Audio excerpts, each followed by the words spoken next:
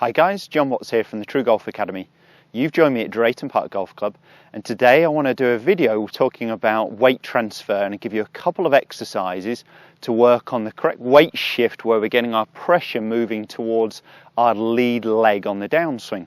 So what I see with a lot of golfers is a movement where they're actually falling back or staying very flat-footed, or perhaps they do shift their weight, their pressure towards their lead leg, but not enough. So I've got a couple of great exercises for you. Now, if this is a fault of yours and you are hanging back, it'll tend to cause either a ground before ball contact. Often the player will actually miss the ground and be hitting up on the golf ball and get more of a top to a thin strike. And it's also causing a loss of distance because our real power source, our biggest power source, comes from our legs and also comes from our core muscles. So if we're really only leaning back this way or keeping our body very static on the way through, it's a hands and arms action. It makes it harder to control the club face as well, so real inconsistency. As I said, I've got a couple of great exercises.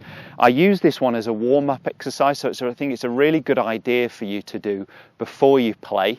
And if there is a slow point or you're waiting maybe at the halfway house and you start to stiffen up, especially in the winter when it's a little colder, I'd go back to this exercise again. So all you simply do is grab two clubs. So I've got a 7 and an 8 iron, so of similar length. You can go side by side. I think it's a little easier to hold them with one grip on top of the other. Split your grip, don't worry about it being a baseball grip. Don't worry about your grip too much with this exercise. But what you're going to do is nice slow back swings, power through. Slow back, power through.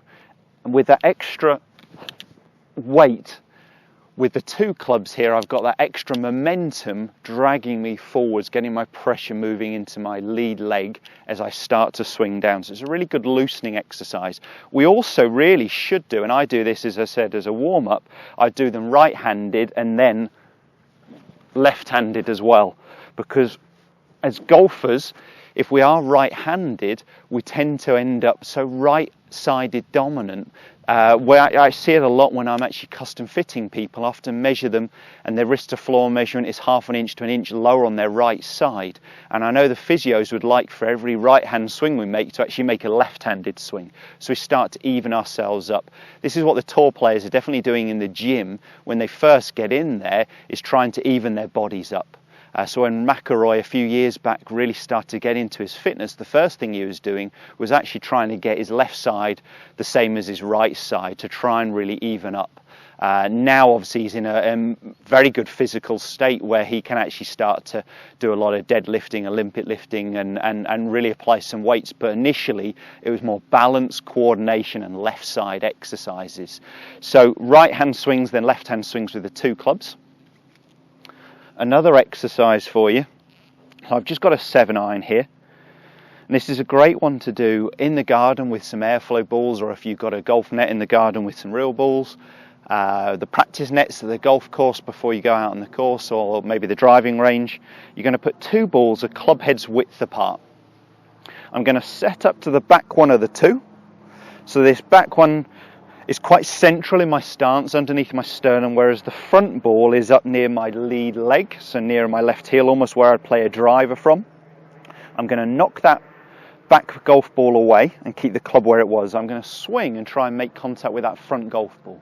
The only way I can make contact with that front golf ball is by getting my pressure moving forwards towards my lead leg into this good follow-through movement where I've got most of my pressure on my left leg. So let's give that a go.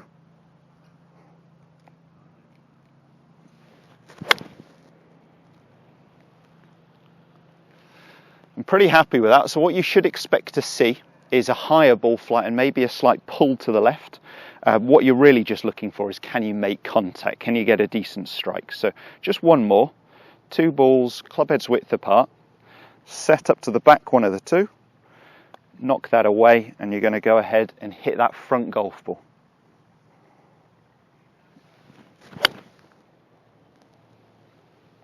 And as you can see, I'm finishing in a very well balanced finish.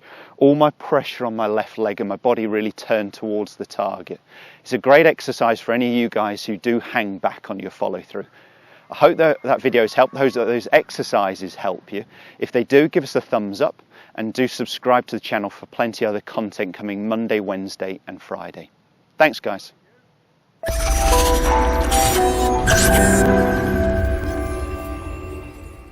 That's yours.